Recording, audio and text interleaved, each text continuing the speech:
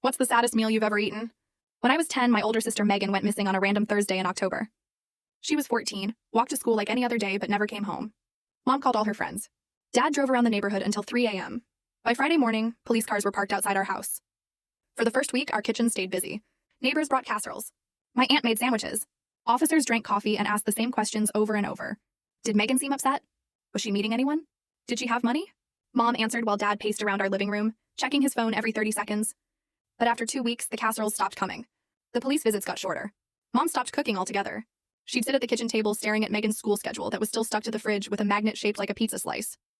Dad would come home from work and heat up whatever he could find, usually nothing. One night, I got hungry around 9 p.m. Mom was on the couch watching the news. Dad was in his office making more phone calls to people who had no answers. I went to the kitchen and opened the fridge. There wasn't much. Some expired milk, a half-empty jar of pickles, and one slice of cold pizza from 3 days ago when Dad ordered food and nobody ate it. I grabbed the pizza and a warm Coke from the counter. Instead of eating in the kitchen, I walked upstairs to Megan's room. The door was still open. Her bed was unmade from the morning she left. Her backpack was gone, but her favorite purple hoodie wasn't hanging on her chair like it usually was. That's when I first noticed it was missing. I sat cross-legged on her carpet, looking around her room. Her posters of some boy band I didn't know were still taped to the wall. Her desk still had homework she never turned in. Her shoes were lined up by her closet. Everything looked normal except she wasn't there. I took a bite of the cold pizza. It tasted like cardboard. The cheese was rubbery and the sauce was too sweet. But I ate it slowly anyway, pretending Megan was just downstairs watching TV or in the bathroom brushing her teeth. I kept waiting to hear her footsteps in the hallway or her voice calling for Mom. The pizza took me 20 minutes to finish. Each bite was harder than the last. The Coke was flat and too warm, but I drank it because sitting in her room doing nothing felt worse. I kept looking at her bed, imagining her lying there complaining about homework or asking me to get out of her room like she always did. When I finished eating, I just sat there for another hour. Mom never came looking for me. Dad never called my name.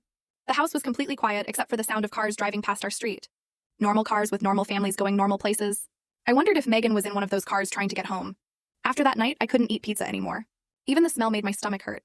When kids at school had pizza parties, I'd make excuses. When Dad suggested ordering pizza for dinner, I'd ask for something else. Mom and Dad never asked why.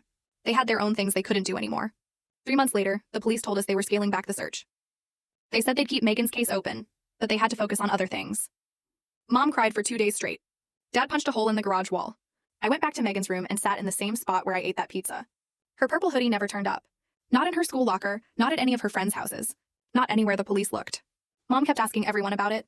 Like finding the hoodie would bring Megan back, but nobody had seen it. We moved to a different house 6 months later. Mom said she couldn't live in a place with so many memories. Dad said we needed a fresh start. I never told them that the real reason I hated our old house was because every time I walked past the kitchen, I remembered sitting on Megan's floor eating that terrible pizza and pretending everything was okay when nothing